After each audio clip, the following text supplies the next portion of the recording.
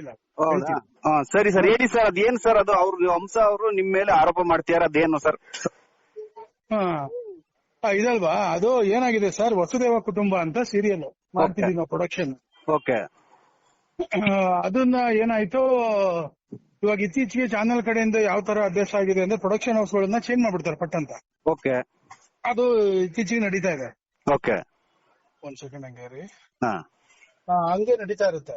Okay. ನಮ್ದು ಏನ್ ಮಾಡಿದ್ರು 181 ಎಪಿಸೋಡ್ ಆದ್ಮೇಲೆ ಪ್ರೊಡಕ್ಷನ್ ಹೌಸ್ ಚೇಂಜ್ ಮಾಡ್ತೀರಿ ಅಂತ ಹೇಳಿ ಚೇಂಜ್ ಮಾಡಿದ್ರು. ಓಕೆ. ಈಗ ಯಾವ್ದೇ ಸೀರಿಯಲ್ ಮಾಡ್ಬೇಕಾದ್ರೆ ಸರ್ 180 ಎಪಿಸೋಡ್ ಈ ಪ್ರೊಸೆಸ್ ಅಲ್ಲಿ ನಮ್ಗೆ ಏನು ದುಡ್ಡು ರಿಕವರಿ ಆಗಿರೋದಿಲ್ಲ. ಅಂದ್ರೆ ಇನ್ನು ಲಾಸ್ ಅಲ್ಲೇ ಇರ್ತೀವಿ. ನಿಮ್ಗೆ ಏನಾದ್ರು ಗೊತ್ತಿದ್ರೆ ಇದ್ರ ಬಗ್ಗೆ? ಓಕೆ. ಗೊತ್ತಾ ನಿಮ್ಗೆ ಇದ್ರ ಬಗ್ಗೆ? ಇಲ್ಲ, ಹೇಳಿ ಹೇಳಿ. ಇದು ಹೆಂಗಿರುತ್ತೆ ಅಂದ್ರೆ ಸರ್, ಒಂದು ಅಪ್ ಟು 500 ಇಂದ 600 ಎಪಿಸೋಡ್ ಆಗೋವರೆಗೂ ಸೀರಿಯಲ್, ಇವತ್ತಿನ ಸೀರಿಯಲ್ ಲಾಸ್ ಅಲ್ಲೇ ಇರುತ್ತೆ. ಓಕೆ. 15 ಎಪಿಸೋಡ್ ಆದ್ಮೇಲೆ ಬ್ರೇಕ್ ಇವನ್ ಹತ್ತತ್ರ ರೀಚ್ ಆಗೋದು ಹಂಗಾಗ್ತಿರುತ್ತೆ ಸಿಚುಯೇಷನ್. ಓಕೆ. ಎಲ್ಲಾ ಸೀರಿಯಲ್ ಈಗ ಸಿನಿಮಾ ತರ ಮಾಡಿ ಹಂಗ್ ಬೇಕು ಆರ್ಟಿಸ್ಟ್ ದೊಡ್ಡ ಆರ್ಟಿಸ್ಟ್ ಹಾಕ್ಸಿ ಮಾಡಿಸೋದ್ರಿಂದ. ಸೊ ನಮಗೆ 180 ನೀವು ರೆಕಾರ್ಡಿಂಗ್ ಮಾಡ್ಕೊಂಡಿದ್ರೆ ಮಾಡ್ಕೊಳ್ಳಿ ಸರ್. ಇಲ್ಲ, ಮಾಡ್ಕೊಂತಿದ್ದೀವಿ ಹೇಳಿ. ಓಕೆ. 180 ಎಪಿಸೋಡ್ಗೆ ಸರ್ ನಮ್ದು 1 ಕೋಟಿ ಲಾಸ್ ಸರ್. ಓಕೆ. ಅಲ್ಲ ಸರ್, ಇದು ಇವಾಗ ಎಪಿಸೋಡ್ಗೆ ಯಾರು ಇನ್ವೆಸ್ಟ್ ಅಂದ್ರೆ ಕೊಡೋದು, ಹಣ ಪೇಮೆಂಟ್ ಮಾಡೋದು ಯಾರು? ಈಗ ಅದು ಹೆಂಗ್ ಬರುತ್ತೆ ಅಂದ್ರೆ ಸರ್, ಈಗ ಚಾನೆಲ್ ಇಂದ ನಮ್ಗೆ ಒಂದು ಸೀರಿಯಲ್ ಅಂತ ಕೊಡ್ತಾರೆ. ಓಕೆ. ಸೊ ಸೀರಿಯಲ್ ನಾವು ನಡೆಸ್ತೀವಿ, ಪೇಮೆಂಟ್ ಕೊಡೋದು ನಾವು ಕೊಡ್ತೀವಿ, ಚಾನೆಲ್ ನಮಗ್ ಕೊಡುತ್ತೆ. ಓಕೆ. ನೀವು ಅವರಿಗೆ ನಮಗೆ ಸಂಬಂಧಪಟ್ಟವ್ರು ಯಾರು ನಮ್ ಜೊತೆ ಕೆಲಸ ಮಾಡಿರ್ತಾರೋ ಅವ್ರಿಗೆಲ್ಲ ಪೇಮೆಂಟ್ ಕೊಡ್ತೀವಿ. ಓಕೆ. ಈ ತರ ಪ್ರೊಸೆಸ್ ಇರುತ್ತೆ. ಓಕೆ ಸರ್, ಬಟ್ ಇವಾಗ ಏನಂತಂದ್ರೆ ಹಂಸ ಮತ್ತೆ ಇನ್ನು ಕೆಲವು ಕಲಾವಿದರಿಗೆ ನೀವು ಪೇಮೆಂಟ್ ಅನ್ನ ಕೊಟ್ಟಿಲ್ಲ, ಮತ್ತೆ ಅವ್ರು ಕೊಟ್ಟಿಲ್ಲ, ಅವ್ರು ಕೊಟ್ಮೇಲೆ ಕೊಡ್ತೀವಿ ಅನ್ನೋ ತರ ಆರೋಪ ಮಾಡ್ತಾ ಇದ್ದೀರಾ. ಆಮೇಲೆ ಇನ್ನೊಂದ್ ಏನಂತಂದ್ರೆ ಈ ಒಂದು ಪ್ರಾಜೆಕ್ಟ್ ಇಂದ ನಮಗೆ ಬೇರೆ ಬೇರೆ ಪ್ರಾಜೆಕ್ಟ್ ಕೈ ತಪ್ಪಿತು, ಈ ಕಡೆ ನಮಗೆ ಪ್ರಾಜೆಕ್ಟ್ ಗಳು ಹೋಯ್ತು, ಈ ಕಡೆ ಅಮೌಂಟ್ ಇಲ್ಲ ಅನ್ನೋ ತರ ಅವ್ರು ಆರೋಪ ಮಾಡ್ತಿದ್ದಾರೆ. ಸೊ ಇದಕ್ ನೀವೇನ್ ಹೇಳ್ತೀರಿ? ಇವಾಗ ನಿಮ್ಮ ಹತ್ರ ಬರೋ ತನಕ ಅಟ್ಲೀಸ್ಟ್ ನಿಮ್ಮ ಹತ್ರ ಫೋನ್ ಅಲ್ಲಿ ಆಗಿರ್ಬೋದು, ಮೀಟ್ ಆಗಿರ್ಬೋದು, ಮಾತಾಡಿರ್ತಾರೆ ಅಂತ ಅನ್ಕೊಂಡಿದೀನಿ. ಬಟ್ ಇಲ್ಲಿ ಅಂದ್ರೆ ಮಾಧ್ಯಮ ತನಕ ಬರೋದಿಕ್ಕೆ ಕಾರಣ ಏನು ಅಂತ? ಅದಕ್ಕೆ ನಾನು ಬರ್ತಾ ಇದ್ದೀನಿ. ನಿಮ್ಗೆ ಪೂರ್ತಿ ವಿಷಯ ಹೇಳ್ಬೇಕ್ರೆ ನನ್ನ ಪ್ರಕಾರ ನಿಮ್ಗೆ ಎಲ್ಲಾ ಕ್ವಶನ್ಗೂ ಇಲ್ಲೇ ಆನ್ಸರ್ ಸಿಕ್ಬಿಡುತ್ತೆ. ಆದ್ಮೇಲೆ ಏನಾದ್ರು ಬಿಟ್ಟಿದ್ರೆ ಅವಾಗ ನೀವು ಪ್ರಶ್ನೆ ಇಟ್ಕೋಬಹುದು. ಓಕೆ ಸರ್, ಹೇಳಿ. ಈಗ ಎಲ್ಲಿಗೆ ಬಂದಿದ್ದೆ ನಾನು? ನಮ್ಗೆ 1 ಕೋಟಿ ಲಾಸ್ ಆಗಿದೆ ಸರ್, ಆಯ್ತಾ? 1 ಕೋಟಿ ನಮ್ಗೆ ಅದರಿಂದ ಲಾಸ್ ಆಯ್ತು. ಅದಾದ್ಮೇಲೆ ನಾವೇನ್ ಮಾಡಿದ್ವಿ, ಈಗ 1 ಕೋಟಿ, ಈಗ ನಾವೇನ್ ಸರ್ ವಾಯ್ಸ್ ಕೇಳಿಸ್ತಿದ್ಯಾ? ಕೇಳಿಸ್ತಿದೆ, ಹೇಳಿ. ಈಗ ಸೀರಿಯಲ್ ಪ್ರೊಡಕ್ಷನ್ ಎಲ್ಲ ಹೆಂಗ್ ಮಾಡ್ತೀವಿ ಅಂದ್ರೆ ಎಲ್ಲಾ ದುಡ್ಡು ನಾವ್ ಇಟ್ಕೊಂಡು ಶೂಟಿಂಗ್ ಮಾಡಲ್ಲ ಸರ್. ಸಿನಿಮಾ ಆಗ್ಲಿ ಸೀರಿಯಲ್ ಆಗ್ಲಿ ಇನ್ವೆಸ್ಟ್ಮೆಂಟ್, ಫೈನಾನ್ಸ್, ಈ ತರ ಬೇರೆ ಬೇರೆ ಕಡೆಯಿಂದ ದುಡ್ಡು ತೆಗೆದು ನಾವು ಮಾಡೋದು ಪ್ರೊಡಕ್ಷನ್ ನಡೆಸೋದು. ನಾವು ಅಂದ್ರೆ ಎಲ್ಲಾರು ಹಂಗೆ ಮಾಡೋದು ಪ್ರೊಡಕ್ಷನ್. ಸಿನಿಮಾ ಸೀರಿಯಲ್ 2 ಒಂದೇ. ಸೊ ಹಿಂಗಾದಾಗ ಏನಾಗುತ್ತೆ, ಯಾವಾಗ ಸೀರಿಯಲ್ ತಪ್ಪಂತ ಇದಾಗೋಯ್ತು, ನಮ್ಗೆ ಏನ್ ಮಾಡಿದ್ರು, ಇನ್ವೆಸ್ಟರ್ಸ್ ಕಡೆಯಿಂದ ನಮ್ಗೆ ಪ್ರೆಷರ್ ಜಾಸ್ತಿ ಆಯ್ತು. Financials, investors, artist, technician, payment ಅಂತ ಶುರು ಆಯ್ತು.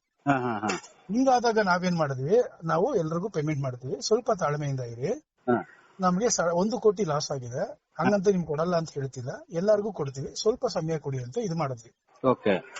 ಓಕೆನಾ? ಸೊ ಹಂಗಂತ ಹೇಳಿದ್ಮೇಲೆ ಎಲ್ಲರಿಗೂ ಕನ್ವಿನ್ಸ್ ಮಾಡಿ ಏನ್ ಮಾಡಿದ್ರಿ, 25ನೇ ತಾರೀಕು ಪೇಮೆಂಟ್ ಮಾಡ್ತೀವಿ ಅಂತ ಹೇಳಿದ್ವಿ. ಈ ಪ್ರಾಜೆಕ್ಟ್ ನಿಂತಿದ್ದು ಯಾವಾಗ ಅಂದ್ರೆ ನಮ್ ಕೈಯಿಂದ ಮಾರ್ಚ್ 18 ಸರ್. ಮಾರ್ಚ್ 18 ಅಂದ್ರೆ ಇವತ್ತಿಗೆ 1 ತಿಂಗಳ ಮೇಲೆ 10 ದಿವಸ ಆಯ್ತಾ. ಆಗಿರೋದು ಇಷ್ಟೇ ಟೈಮ್ ಪೀರಿಯಡ್ ಆಗಿರೋದು, ಇದು ಜಾಸ್ತಿ ಏನು 6 ತಿಂಗಳು ವರ್ಷ ಆಗಿಲ್ಲ. ಇದು 1 ತಿಂಗಳು 18 ದಿವಸ ಆಗಿದೆ ಅಷ್ಟೇ. ಈ ಮುಗಿದಾಗ ನಾವೇನ್ ಮಾಡಿದೀವಿ, ಡಿಸೆಂಬರ್ ಪೇಮೆಂಟ್ ಮಾಡಬೇಕಿತ್ತು, ಡಿಸೆಂಬರ್ ಪೇಮೆಂಟ್ ಮಾಡಿದೀವಿ. 1 ತಿಂಗಳು 18 ದಿವಸದಲ್ಲಿ ಡಿಸೆಂಬರ್ ಪೇಮೆಂಟ್ ಮಾಡಿ 25ನೇ ತಾರೀಕು ಅಂದ್ರೆ ಯಾವ 25, ಏಪ್ರಿಲ್ 25ಕ್ಕೆ ನಮ್ಮ ಪೇಮೆಂಟ್ ಟರ್ಮ್ಸ್ ಇರೋದು 25th. 25th ನಾವು ಪೇಮೆಂಟ್ ಮಾಡ್ತೀವಿ. ಅಟ್ಲೀಸ್ಟ್ ಎಷ್ಟೋ ಒಂದಷ್ಟು ಮಾಡ್ತಾ ಹೋಗ್ತೀವಿ ಅಂತ ನಾವ್ ಹೇಳಿದ್ದು.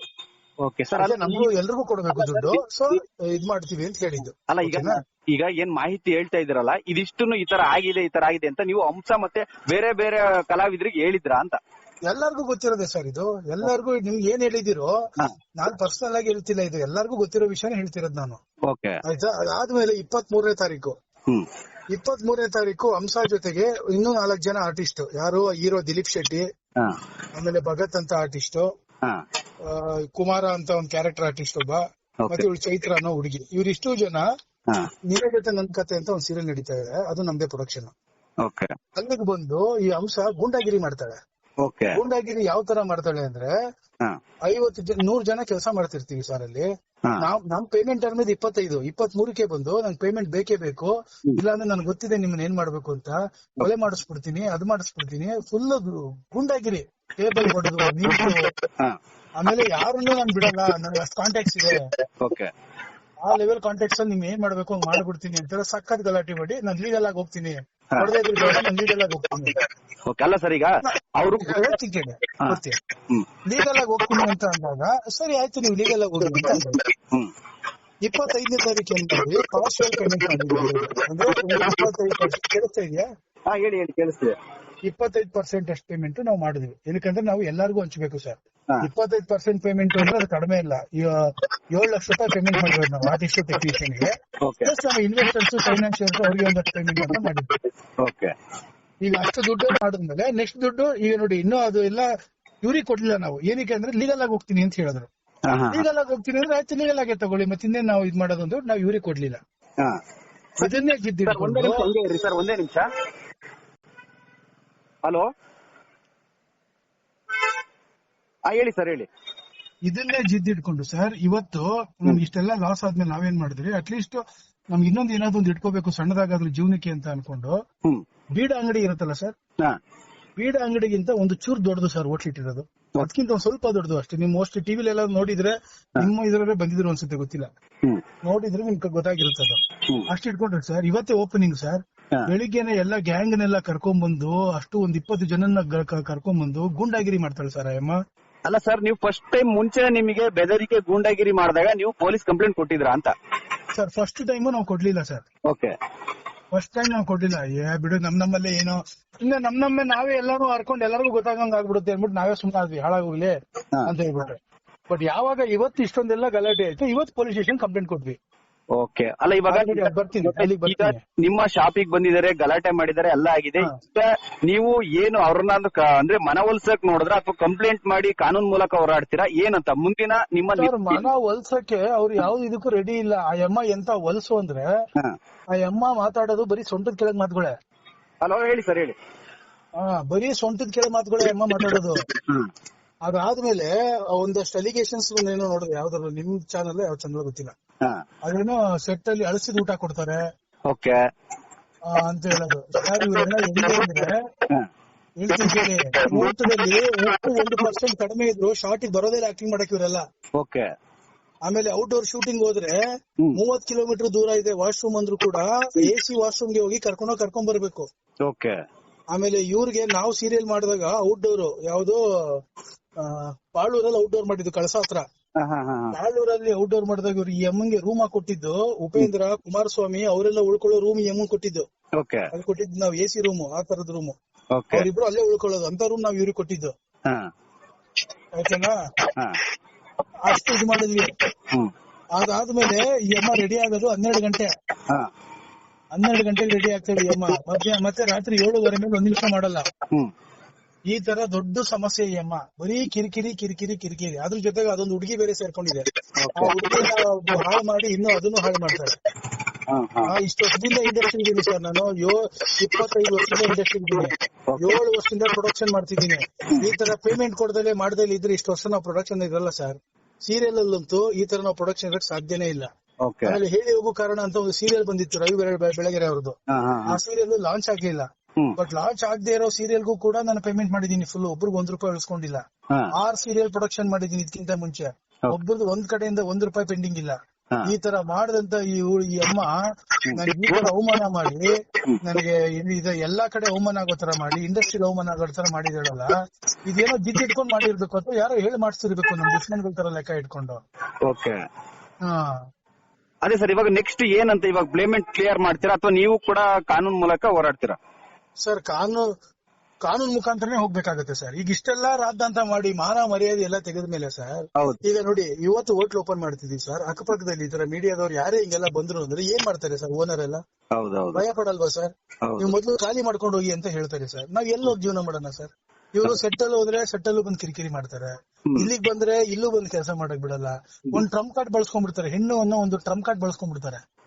ಆ ಟ್ರಂಪ್ ಕಾರ್ಡ್ ಬಳಸ್ಕೊಂಡು ಆಟ ಆಡೋದು ಇವ್ರುಗಳು. ಈ ಅಮ್ಮ ಮಾಡಿರೋ ಸೀರಿಯಲ್ ಎಲ್ಲಾ ರಿಪ್ಲೇಸ್ಮೆಂಟ್, ಎಲ್ಲಾ ಕಡೆ ಕಿರಿಕೆ. ಒಟ್ನಲ್ಲಿ ಕಿರಿಕ್ ಮಾಡ್ಕೊಂಡು ಇರ್ಬೇಕು, ಪೇಜ್ ಅಲ್ಲಿ ಇರ್ಬೇಕು ಅಷ್ಟೇ. ಅದು ಎಮ್ಮನ್ ಉದ್ದೇಶ. ಬೇಕಾದ್ರೆ ನಮ್ದು ಬೇಕಾದ್ರೆ ಬೇರೆ ಕಡೆನೂ ವಿಚಾರಿಸ್ಕೋಬಹುದು ಸರ್. ನೀವು ಹಳೆ ಸೀರಿಯಲ್ಗಳು ಮಾಡಿರೋದು, ಇಷ್ಟೆಲ್ಲ ಮಾಡಿರೋದು, ಎಲ್ಲೂ ಒಂದು ಬ್ಯಾಡ್ ರಿಮಾರ್ಕ್ ಇಲ್ಲ, ಒಂದು ನೆಗೆಟಿವ್ ಇದಿಲ್ಲ ಸರ್. ಹಂಗ ಹೋಗೋದಾದ್ರೆ ಸರ್, ನಮ್ದೇ ಅಸೋಸಿಯೇಷನ್ಗಳಿದಾವೆ. KTV ಇದೆ, ಪ್ರೊಡ್ಯೂಸರ್ ಅಸೋಸಿಯೇಷನ್ ಇದೆ, ಇವೆಲ್ಲ ಇದಾವೆ. ಇದೆಲ್ಲ ಮೀರ್ಬಿಟ್ಟು ಡೈರೆಕ್ಟ್ ಆಗಿ ಹಿಂಗ್ ಬರೋದು ಅಂದ್ರೆ ಹೇಗೆ ಸರ್ ಇದು? ಏನ್ ಚಾಲ್ತಿಲಿ ಇದ್ದು ಎಲ್ಲಾರ ಮುಂದೆ ಇದ್ ಮಾಡೋದಿಕ್ಕ, ಅಥವಾ ನಾವು ಅಷ್ಟೊಂದು ರಫ್ ಅಂಡ್ ಟಫ್ ಅಲ್ಲ, ನಾವು ಇದ್ ಮಾಡಲ್ಲ, ಸೈಲೆಂಟ್ ಆಗಿರ್ತೀವಿ ಅನ್ನೋ ತರಕ? ಸರ್ ಇವತ್ತು ನನಗಾಗಿದೆ ಸರ್, ಇವತ್ತು ನನಗಾಗಿದೆ, ನಾಳೆ ದಿನ ಬೇರೆ ನಿರ್ಮಾಪಕರಿಗೂ ಇದಾಗುತ್ತೆ. ಅಲ್ಲ ಓಕೆ, ನೀವೇನಾದ್ರು ಕೌಂಟರ್ ಕೇಸ್ ಕೊಡ್ತೀರಾ? ಕೌಂಟರ್ ಕೇಸ್ ನಾವು ಆಲ್ರೆಡಿ ಜ್ಞಾನ ಭಾರತಿ ಪೊಲೀಸ್ ಸ್ಟೇಷನ್ ನಲ್ಲಿ ಬುಕ್ ಮಾಡಿದೀರಿ ಸರ್. ಕೇಸ್ ಅಂದ್ರೆ FIR ಎಲ್ಲ ಆಗಿರಲ್ಲ, ಕರ್ಸ್ ಮಾತಾಡ್ತೀವಿ ಮಾಡ್ತೀರಿ ಅಂತ ಕೇಸ್ ಇದ್ ಮಾಡಿದ್ದಾರೆ. ನಾವು ಹಿಂಗೆ ಲೀಗಲ್ ಆಗಿ ಹೋಗ್ತೀರಿ ಸರ್. ಇಷ್ಟೊಂದೆಲ್ಲ ಅವಮಾನ ಮಾಡಿದ್ಮೇಲೆ ನಾನಂತೂ ಸುಮ್ಮನೆ ಇರೋದಿಲ್ಲ ಸರ್. ಮಾನ ಮರ್ಯಾದೆ ಎಲ್ಲ ಹೋದ್ಮೇಲೆ ಸರ್, ಈಗ ಆಯ್ತು ಸರ್, ನಾನು ಪೇಮೆಂಟ್ ಮಾಡ್ತೀನಿ ಸರ್, ಈಗ ಫುಲ್ ನನಗೀಗ ಆಗಿದ್ದು ಮಾನ ಮರ್ಯಾದೆ ವಾಪಸ್ ಕೊಡ್ತಾರ ಸರ್? ಹೌದು. ಹೆಂಗ್ ಬರುತ್ತೆ ಸರ್ ವಾಪಸ್? ಈಗ ನಾನು ಕೊಟ್ರು ಕೂಡ ನಿಮ್ಗೆ ನಿಮ್ಮ ಹತ್ರ ಬಂದು ಹೇಳ್ತಾರ ಸರ್ ಅವರು, ನಾವು ಕೊಟ್ರು ಪೇಮೆಂಟ್ ನನಗೆ ಅಂತ? ಯಾವ ಕಾರಣಕ್ಕೂ ಹೇಳೋದಿಲ್ಲ. ಹಂಗಂತ ಇವ್ರದೆಲ್ಲ ದುಡ್ಡು ನಾನು ಇಟ್ಕೊಳ್ಳಲ್ಲ ಸರ್, ಕೊಟ್ಟೆ ಕೊಡ್ತೀನಿ. ಬಟ್ ನನ್ಗಾಗಿರೋ ಈ ಅವಮಾನಕ್ಕೆ ನಾನಂತೂ ಸುಮ್ನೆ ಇರೋದಿಲ್ಲ ಸರ್. ಈಗೆಲ್ಲ ಏನೇನ್ ಇವ್ರ ತರ ಗುಂಡಾಗಿರಿ ಎಲ್ಲ ಮಾಡಲ್ಲ, ಈಗೆಲ್ಲ ಏನೇನ್ ಮಾಡ್ಬೇಕು ಅದೆಲ್ಲ ನಾನು ಖಂಡಿತ ಮಾಡ್ತೀನಿ ಸರ್. ಸುಮ್ನೆ ಬಿಡೋದಿಲ್ಲ. ಓಕೆ ಸರ್, ಬಾಸ್ ಟಿವಿ ಜೊತೆ ಮಾಹಿತಿ ಹಂಚ್ಕೊಂಡಿದ್ದೀರಾ. ಅದೇ ಈಗ ನಾಳೆ ಸಂಧಾನ ಕೂಡ ಕರೆದಿದ್ದಾರೆ ಅಂತ ಹೇಳುದಲ್ಲ, ಸೊ ಅಲ್ಲಿಗೆ ಹೋಗ್ತೀರಾ ನಾಳೆ? ಎಲ್ಲಿಗೆ ಸರ್? ನಾಳೆ ಏನೋ ಪೊಲೀಸ್ ಸ್ಟೇಷನ್ ಅಲ್ಲಿ ಕರೆದಿದ್ದಾರೆ ಅಂತ ಏನ್ ಹೇಳ್ತಾರ ಮಾತುಕತೆ? ಹೌದೌದೌದೌದು, ಮಾತುಕತೆಗೆ ಇವರೆಲ್ಲ ಏನಿರಲ್ಲ ಅನ್ಸುತ್ತೆ ಸರ್. ಬರೀ ಇದು ಇವತ್ತು ಅದೇ ಕೇಳಿದ್ರು, ಪೇಮೆಂಟ್ ಏನ್ ಇದ್ ಮಾಡ್ತೀರಾ ಅಂತ, ಹೆಂಗ್ ಮಾಡ್ತೀರಾ ಅಂತ. ನಾವು ಅದೇ ಮಾತಾಡೋದು, ಯಾರಿಗೂ ಮೋಸ ಮಾಡಲ್ಲ, ಕೊಡ್ತೀವಿ, ನಮಗ್ ಸ್ವಲ್ಪ ಟೈಮ್ ಬೇಕು, ನಾವು ಮಾಡ್ಕೊಡ್ತೀವಿ ಅಂತ ಹೇಳ್ಬಿಟ್ಟು ಬಂದಿರೋದು. ನಾಳೆ ಇನ್ಸ್ಪೆಕ್ಟರ್ ಬರ್ತಾರೆ, ಇನ್ಸ್ಪೆಕ್ಟರ್ ಹತ್ರ ಒಂದ್ಸಲ ಹೇಳ್ಬಿಡಿ ಅಂದ್ರು ಅಷ್ಟೇ. ನಾಳೆ ಇನ್ಸ್ಪೆಕ್ಟರ್ ಹತ್ರ ಹೋಗ್ತಾರೆ. ಓಕೆ ಸರ್, ನಾಳೆ ಏನಾದ್ರು ಒಂದು ಅಪ್ಡೇಟ್ ಮಾಡಿ sir. Okay sir, thank you sir. Thank you. Latest ಹಾಗೂ ಇಂಟ್ರೆಸ್ಟಿಂಗ್ ಸುದ್ದಿಗಳಿಗಾಗಿ ಬಾಸ್ ಟಿವಿ ಕನ್ನಡ ಚಾನೆಲ್ನ ಸಬ್ಸ್ಕ್ರೈಬ್ ಮಾಡಿ. ಹಾಗೆಯೇ ಬೆಲ್ ಐಕಾನ್ ಪ್ರೆಸ್ ಮಾಡಿ. ಇದರ ಜೊತೆಗೆ ಫೇಸ್ಬುಕ್, ಇನ್ಸ್ಟಾಗ್ರಾಮ್, ಎಕ್ಸ್ ನಲ್ಲೂ ಮಿಸ್ ಮಾಡದೆ ಫಾಲೋ ಮಾಡಿ.